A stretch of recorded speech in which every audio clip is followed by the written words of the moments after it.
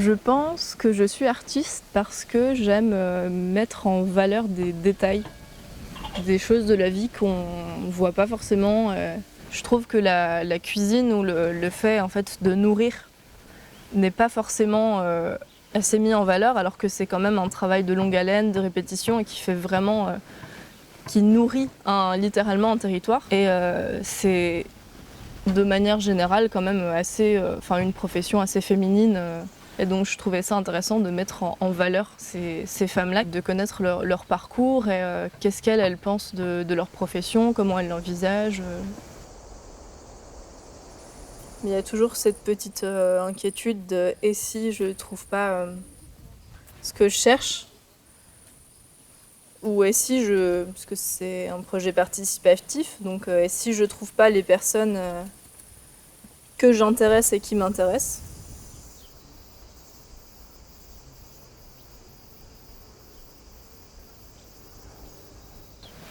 Hormis me couper des morceaux de doigts, je découpe du chou rouge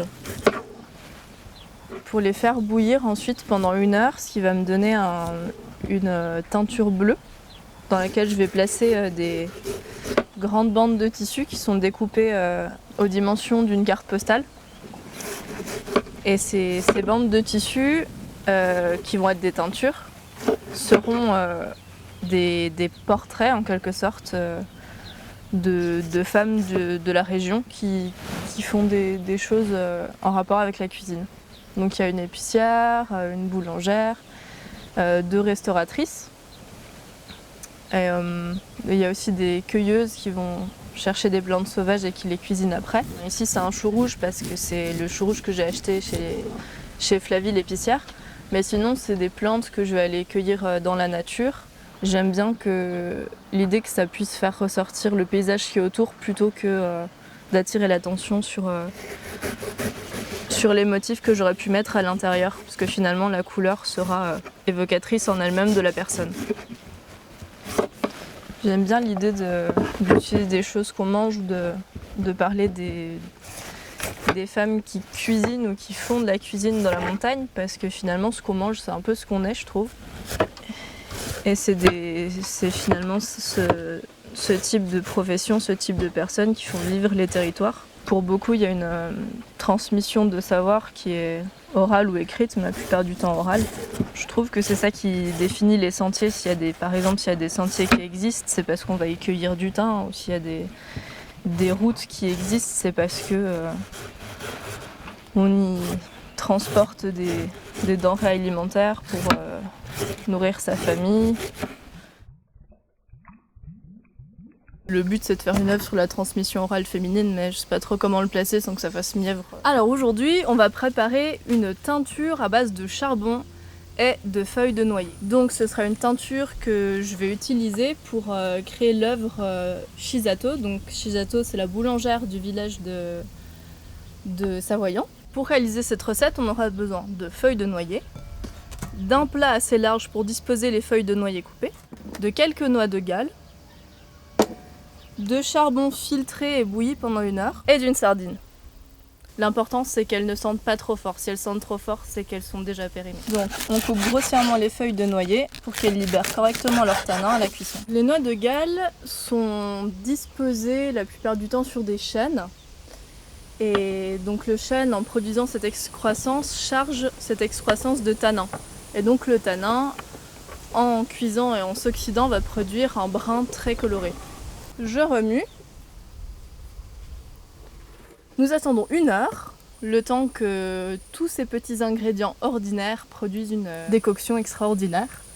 Et ensuite, nous filtrerons et nous placerons notre tissu à teindre. Il faudra attendre 2 jours.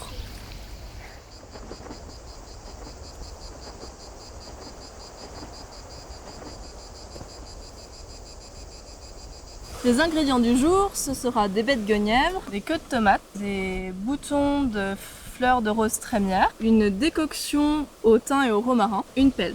Donc on va découper tous nos ingrédients, hormis la pelle, et les placer dans la casserole. Là on réalise la recette de Odile. Odile est et une dame qui fait des préparations culinaires et qui les vend sur les marchés. Et donc je suis allée cueillir tous ces ingrédients-là avec elle hier, dans la vallée. Et comme ça, on a pu discuter de sa vision, de pourquoi elle faisait ça.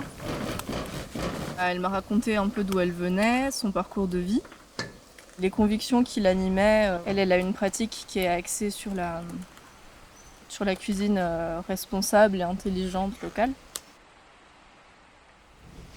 Et tu me diras top quand... Ça tourne, c'est quand tu veux. Bonjour, aujourd'hui on réalise la teinture pour Odile et Dilo. Non, je recommence parce que c'est faux. Bonjour, aujourd'hui on réalise la teinture pour Laurie et Dilo, donc avec des plantes sauvages.